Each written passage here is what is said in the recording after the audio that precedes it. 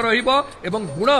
गुण ता भितर संचरित हम सद्गुण से ये चंदनांबर गुरुत्व रही एवं तापरे भी आहुरी मध्य कहा जाइछि जे तच्चंदन स्यापि हि जन्महत्वम शृणोतु देव्यत्र पिबन्ति जे वै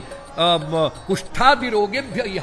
इहापि मुक्ता भवन्ति बाळा जदि काकबन्ध्या भक्षन्ति चेत्ता बहुपुत्रवत्यः किंबा भवन्ति किंबा कथनेन देवी सर्वेप्सितानि प्रभवन्ति तेषां मनोरथास्ते सफली भवन्ति तांकर मनोरथ पूर्ण हो जाए जीए ए जल को पान करती एवं ए जल को पान करिवार कौन हुए ना कुष्ठादि रोगेभ्य इहापि मुक्ता भवन्ति बाळा जदि काकबन्ध्या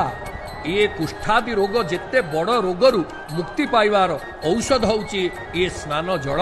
एवं भवन्ति बाळा जदि काकबन्ध्या भक्षन्ति चेत्ता बहुपुत्रवत्य काकबन्ध्या जो नारींकर गोटे संतान मृत हो गला परे आउ संतान संतति हेई नाहंती तांको कहा जाए काकबन्ध्या कले से काकबन्ध्या नारी मध्य ये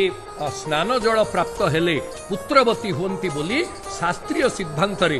वामदेव संहिता उल्लेख करिसंती तेणु जो माने विश्वासर सहित ये स्नान जल को प्राप्त हुंती से माने अखंड पुण्य लाभ करंती आपण लक्ष्य करूछंती कोठी ये माटीर गडू बा गरा एवं आपण लक्ष्य करूछंती जे पालिया ये रहिले गराबड़ू तांकू ढाली दौरान जो माने रहिले अन्य गराबड़ू सेवक माने एवं तांकू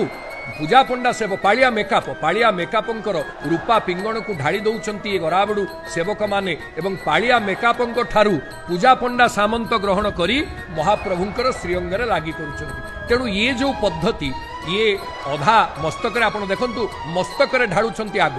मस्तक श्रीमुखरे अधा आ बाकी अंगरे अधा ये होची तार नियम एवं जेतेबेले ये रखा जीव ये चंदन जल को जेतेबेले अभिसिंचित करा जीव सेतेबेले गंध द्वारा दुराधर्षांग ये होची तार मंत्र एवं पावमानी सूक्तरे ये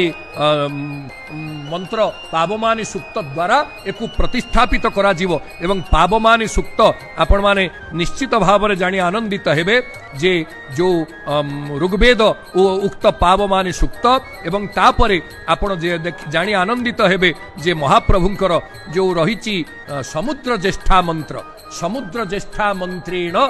बोली निर्देश दिया जाइछि जे केमिति समुद्र ज्येष्ठा मंत्र समुद्र ज्येष्ठा सलिलस्य मध्यात् पुनाना जंत्य निविशमाना इंद्रोजा वज्री वृषभोरराद ता आपो देवीरिह मामवन्तु जा आपो दिव्या उतवा स्रवन्ति रवनी।